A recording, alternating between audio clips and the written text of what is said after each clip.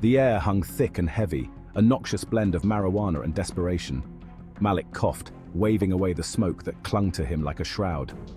Trenton, New Jersey, a city that had once pulsed with the rhythm of industry, now throbbed with a different kind of energy. The frantic, desperate beat of survival. He sat hunched on the stoop of his building, the crumbling brick a metaphor for his own fading hopes. A shadow fell across the cracked pavement. Malik looked up, squinting into the afternoon sun. A figure, tall and imposing, stood before him. Raz. His name was whispered on street corners, a legend spoken with equal parts fear and admiration. Raz exuded an aura of quiet power, his eyes reflecting the harsh realities of their world.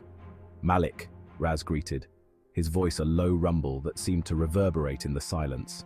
He didn't smile, he didn't need to. His presence alone commanded attention. Malik felt a tremor of apprehension, a primal instinct warning him of danger.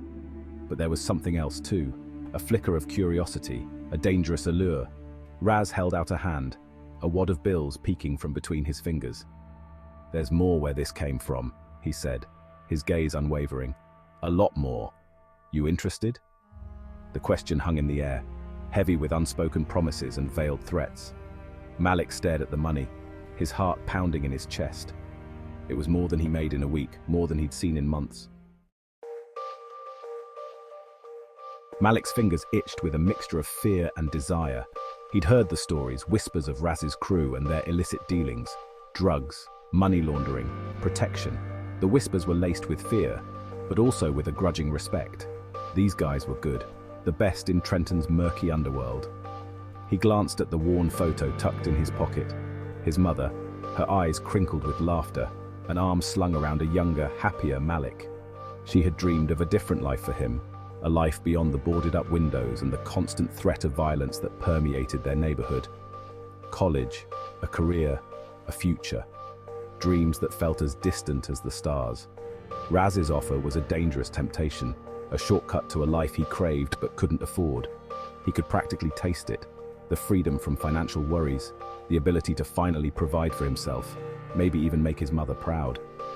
But deep down, a voice whispered a warning. This path, once chosen, was not easily abandoned. It was a descent into darkness, a gamble with his soul. He looked back at Raz, his face an impassive mask. "What do I have to do?" he asked, his voice barely a whisper. The question hung in the air, heavy with unspoken consequences. Raz's lips curled into a knowing smile. He'd hooked another one. Malik found himself thrust into a world that felt both familiar and terrifyingly foreign. Gone were the familiar streets of his childhood, replaced by dimly lit bars and clandestine meetings in abandoned warehouses.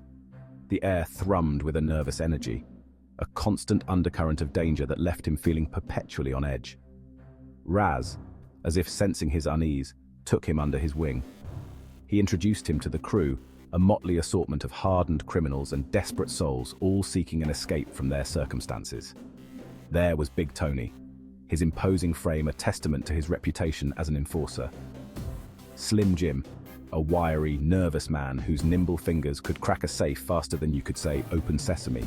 And then there was Layla, her beauty a stark contrast to the harshness of their world.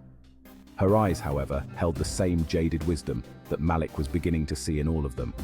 He learned the ropes quickly, his mind sharp and adaptable.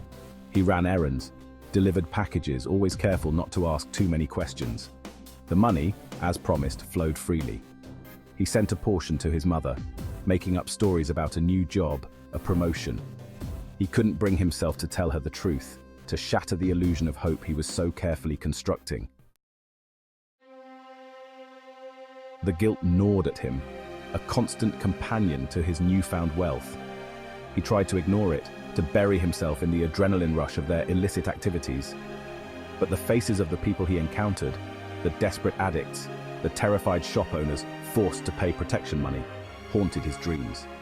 He witnessed firsthand the brutal efficiency with which Raz dealt with those who crossed him. Loyalty was paramount, betrayal punishable by swift and merciless retribution. The fear that had initially been a nagging discomfort morphed into a constant suffocating presence. He was trapped, caught in a web of his own making, the price of his dreams measured in blood and betrayal.